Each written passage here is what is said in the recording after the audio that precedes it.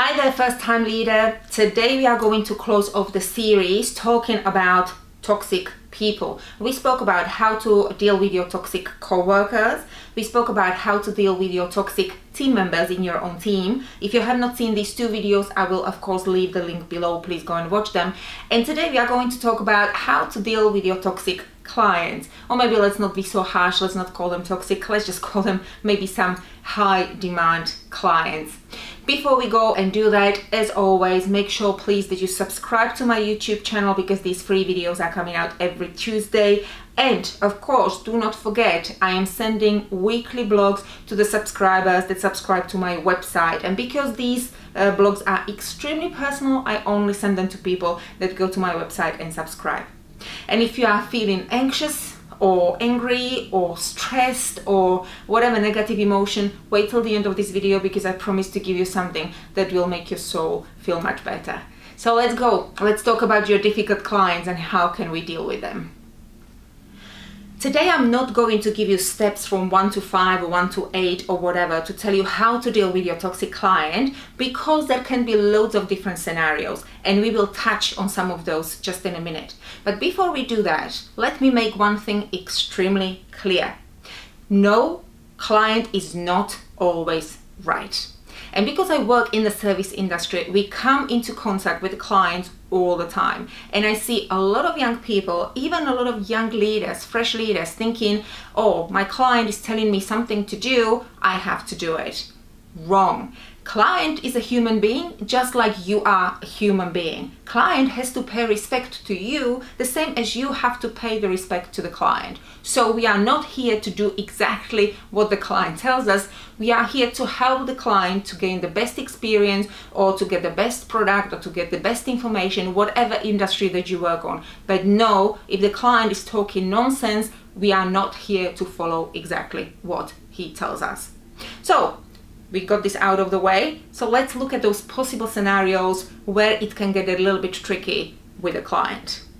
And because you're a leader now, the situation that will happen to you a lot over and over and over will be when there is a problem between, or not problem, maybe challenge or disconnect between your team member, any of your team members, and the client. For whatever reason, it can be client is maybe much more senior than your team member, or maybe your team member is wrong, or maybe client is just being really an ass. Sorry about that.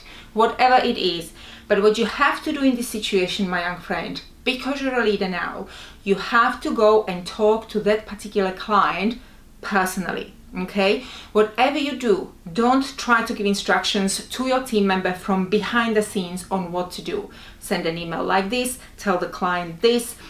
Just do not do that. That is a very bad leadership. Bad leadership. And what you're telling your team member basically is that you're not giving him any support and you are not there to help. So get the courage and go and talk to the client yourself. Find out exactly what is the problem so that you can solve it. As simple as that. Another scenario that is directly connected with you or with us as leaders is that you as a leader have to deal with a toxic client. And I've had a few of these guys, and I'm talking about one of these, you know, the guys that always want something for free, people that really believe, for whatever reason, I don't know where do they come up with it, for whatever reason they are so much better than you are, and they just basically walk around your company telling everybody what to do. Well, I had one of these clients, last one was about 2 or 3 months ago by coincidence, and I don't tolerate this very lightly, I have to tell you. So what I do normally in these situations is, when I have got a client that is extremely disrespectful, I decide normally that I'm going to tell them exactly what I feel and what I think of them in a respectful manner. Of course, we have to stay professional. That's very, very important. But what you have to do, if you do decide to go and tell the client what you think about the situation, and you're basically ready to lose the deal, because if you tell them what you think of them, they might just walk away. What you have to do, you have to go and talk to your boss before, so that you make sure that you and your boss are on the same page, because we do not play with our own money. This is not our own money. This is our company's money. So you have to make sure that your boss is okay and you agree on it. In this case, it was a deal of about $100,000, and my boss was okay. I've got a boss that is very, very trusting, and he trusts my judgment. I told him exactly what is she doing, what is she saying, what is she demanding, and he told me, okay, just go and do what you feel you have to do. Funny enough, with this lady and also previous cases I have had over the years, once you do go strong, respectful but strong back at these people and tell them that this is a limit and this is just not going to happen and these are the rules of our company, those people normally back off and they create a fresh respect for you, and they understand where they can go and where they can't go. And especially if you are okay with losing the business, then you can relax a little bit and you can just really have that really honest conversation. Get the courage. Try to talk to your boss or tell the boss what is your plan, and go and tell the client exactly what you think of them in the respectful, professional manner.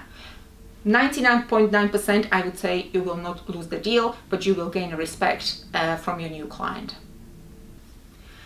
And the last scenario I would like to touch on is not so much connected with dealing with toxic or difficult clients, but it's more culturally focused.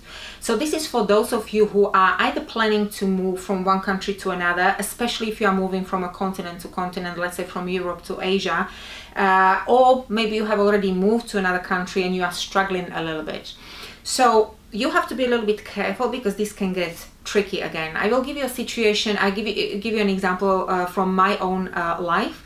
I currently live and work in Japan, and my whole team is Japanese, and 90% of my team members have never worked abroad. They have done the business mostly with Japanese clients, maybe with some Asian clients, but mostly Japanese and not Europeans.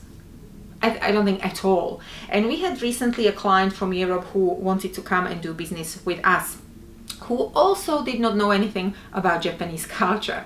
So as you can imagine, these two cultures were trying to communicate, and it was just not clicking at all. Not because the client was difficult or toxic or very much demanding. He was doing business like he would be doing the business in back in Europe, but it just was not working with my team, and the way that my team was responding, it just sounded extremely cold, even though it was all done by the book here in Japan.